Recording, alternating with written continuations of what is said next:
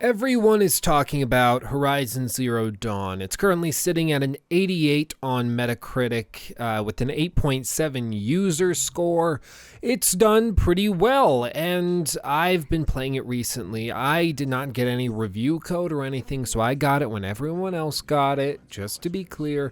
And I've really enjoyed it. Now, I've only been able to put in about 5 hours since release, and that's simply because I'm going through midterms right now, so I'm a little busy with other things, but do expect a full review probably next week sometime or soon thereafter. But I wanted to offer some of my initial thoughts on this game and just talk about some of the things that first stood out to me, that first caught my attention, caught my eye, and throw it out there, see what sticks. You can pull off whatever you think is interesting and let me know what you agree with or disagree with, and leave all those thoughts down below. But first, let's get right into it. I want to clarify how I'm playing it because I think that's important. I hate it when reviewers are talking about a game and they say the combat is challenging and difficult, or the combat is too easy, or whatever, and then they don't mention what difficulty they were playing on or how they were playing it. It's very important to set that baseline so that you as the viewer know what or where I'm coming from. So to not get it out of the way, I am playing on a standard PS4, not the PS4 Pro, standard PlayStation 4, and I am playing it on hard, which is the second hardest difficulty, and that's a personal preference. I think if you're going to play an RPG of any kind, you should play it on the hardest difficulty you can within reason. The reason I didn't go to the hardest difficulty is simply because I think that requires some knowledge of the game mechanics going into it, so it's really good for like a second run through or a second playthrough. Obviously, with a new title and a first playthrough, that's not readily available. So I went with hard, just straight hard. And I've actually found it to be a really good balance. And they do allow you to change that difficulty as you're playing. So no need to get pegged down with any decision that you make before playing. So you can always adjust it as needed. But I do recommend that you keep it higher to increase the challenge, to make sure that you're keeping yourself honest. And I just think that it's stupid to play an RPG where you're making choices on a very easy level or easy difficulty, because then you're making decisions that character wouldn't make in their right mind. You're going up to some giant dinosaur monster thing and you're poking it because you know that you've got so much health and they've got so little DPI that it doesn't even matter. It doesn't even matter. So I'm just gonna walk away. So I recommend playing it on a harder difficulty. That's the moral of the story. But with that out of the way, let's get into it. The game starts off pretty abruptly. Basically, it goes, you hit start, you start the game. It gives you a little prompt asking you what language you want to play in. You say, I want the words and the dialogue to be in English, okay? And I want subtitles to be in English, okay? And then all of a sudden you're in the middle of a cutscene and you're playing. So it's very sudden, gets you right into it, and I think that that's very indicative of the pacing of the rest of the game. And I'll talk more about pacing later, but this game does not beat around the bush. It gets right to the point, and that's something I can appreciate. Especially, I tried going back and playing Assassin's Creed 3 again for a video I was planning, and the intro sequence with that game is 3 hours. If you're really taking your time with it, that's insane. Like, before you actually become an assassin, you have to put in 3 hours of gameplay time. This game, not like that. In the first 20 minutes, you're going to be doing the early stages of what you'll be doing for the rest of the game in a good way. So I think that's very good. Now, visually, the game is amazing. I was looking at the Metacritic scores, and right now, as it stands with the user section, there are 791 positive, 26 mixed, and 102 negative. And well over 50 of those negative reviews are all PC players saying, why would you play a console game?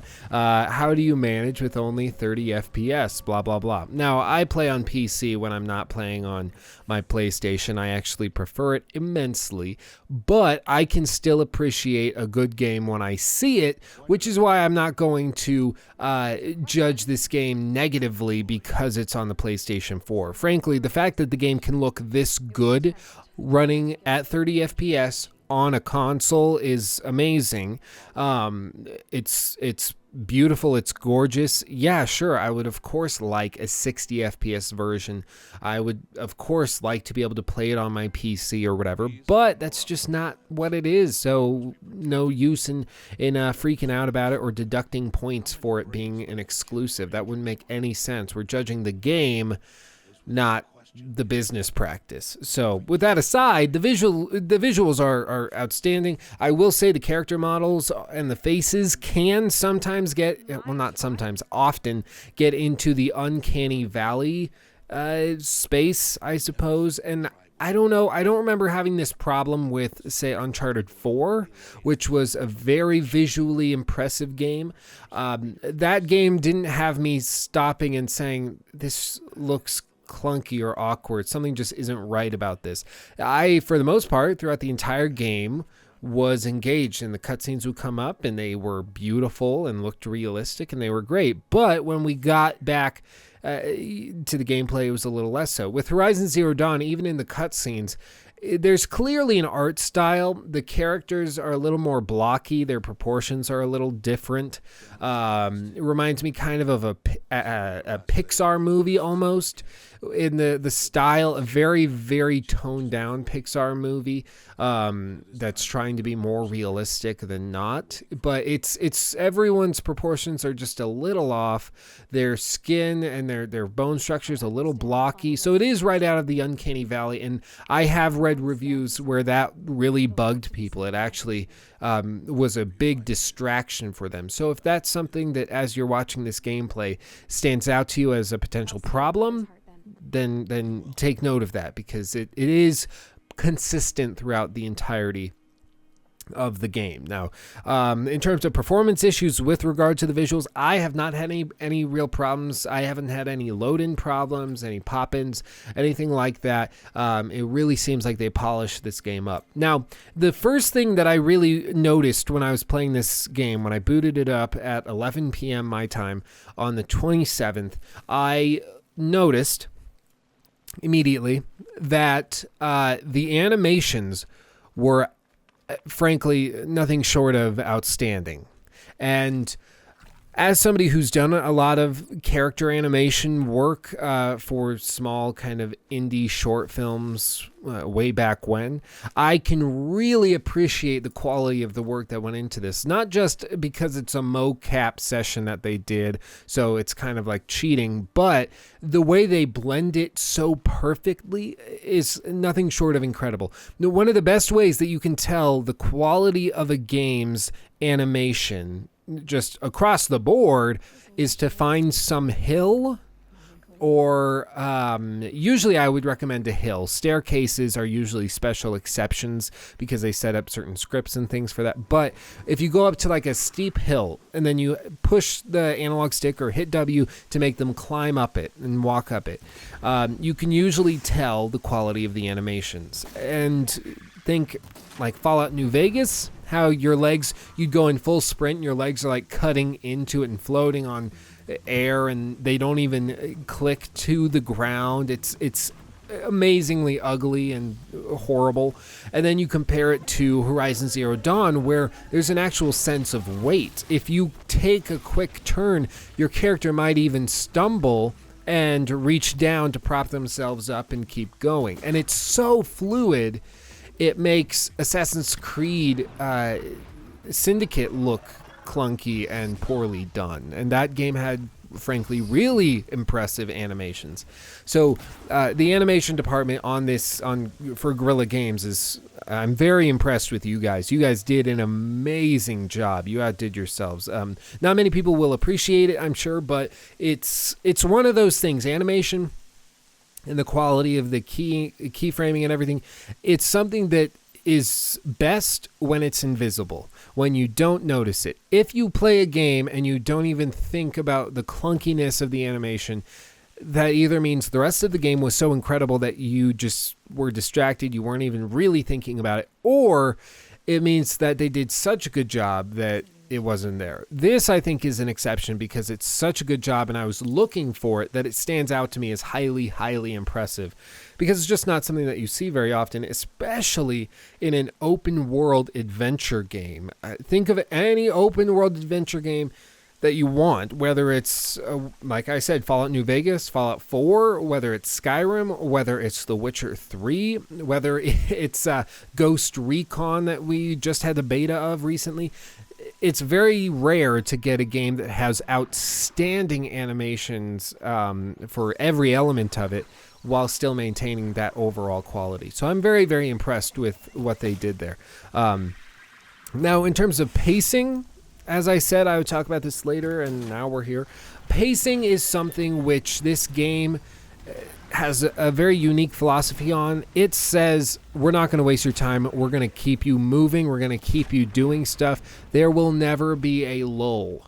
And they're very insistent on that, especially in those first 5 hours or so. They really push you and constantly have something new popping up for you to do, pushing you. Like I said, with that first opening of the game, you press start, launch it up, asks you for the language, and you're right into the cutscene. You're starting the game, and you didn't even realize you were going. It's a great example of how the rest of the game is handled. They don't try to waste your time. They could have filled it with more fluff missions, more like just scavenging, more whatever, and inflated the play time for a platinum trophy to about 100 hours or so, basically doubling it. Right now, I think the platinum trophy is estimated at around 55 hours or so. That's the interview I heard. But they know their limitations. They know that would it would be a negative thing. It would pull the rest of the game down to do all that. So they try to keep it. Now, do not mistake me for saying that some of the missions are not dull or just fetch. There are a fair number of just fetch missions that really aren't that inspired, but there's so many others that are quality or at least unique that I'm willing to overlook it. And as I said, I've not finished the game, so these are first impressions that might change as I go on. But as of right now, that's where I'm at. Now, with the narrative, again, 5 hours in, I'm not going to spoil anything, but the game is at least interesting enough to keep me engaged, to keep me wanting to play and find out. It's nothing that causes me to be immensely connected to the characters like Naughty Dog tends to do with their writing, but it still is interesting. And with this game especially, as much as I want to love Aloy and have her be like my new favorite video game character, just something is keeping me from getting there. Maybe I'm just not into the game enough yet and I haven't put in enough hours, which I'm sure is what it is, but it's really the world that steals the show in this game. You don't necessarily want to know that much more about Aloy, but you want to know about the world and what happened, what caused all these people to just drop dead apparently, and where the game is set, all these skyscrapers, what happened, all this you want to know. So it's really the world that drives the narrative, and I think they're aware of that and they push that, which is a very good thing, that they're at least aware of their limitations. Now, as for combat, as I said, I think it's important to play on a harder difficulty with this one. You got to push yourself. I went through the first about 5 hours of gameplay, 4.5, 5 hours of gameplay on hard without dying, and I never really got that close to it, but it felt fair. There were a few close calls, I suppose, but I was able to push through, and I was able to really play hard, I guess, and manage to pull it off. But then, of course, I ran off a cliff and died that way, which was absolutely brilliant. What a way to go. The first death of a game is always sacred. And then when you do it running off a cliff, it's always like, oh, I wish that was a little more impressive, like I got trampled by a pack of wildebeests or something. But no, I fell off a cliff. There you go. But the combat is engaging. It does require skill on the player's part, which I can appreciate. A lot of these games tend to have it so it requires just a matter of XP. You boost your stats, and then all of a sudden you're totally OP. It's one of the problems I have with The Witcher 3's combat. It's just that once you level up enough, you spam Quen, and then you do like hold down square or X or whatever you're playing, whatever controller you're using or keyboard, and you just do the spinning quick attacks. It makes Geralt practically invincible. So I can appreciate a game that requires immense skill on the player's part, not just the numbers and stats and upgrades that you've done. It's another reason. Maybe that's the Bloodborne or Soulsborne fan in me coming out, but I can appreciate that. I'm not comparing the combat directly to that. Of course I wouldn't, but the game at least challenges me to think about what I'm doing before I do it. Again, another reason to play on a harder difficulty. So that's kind of all my thoughts. I wanted to just throw it all out there.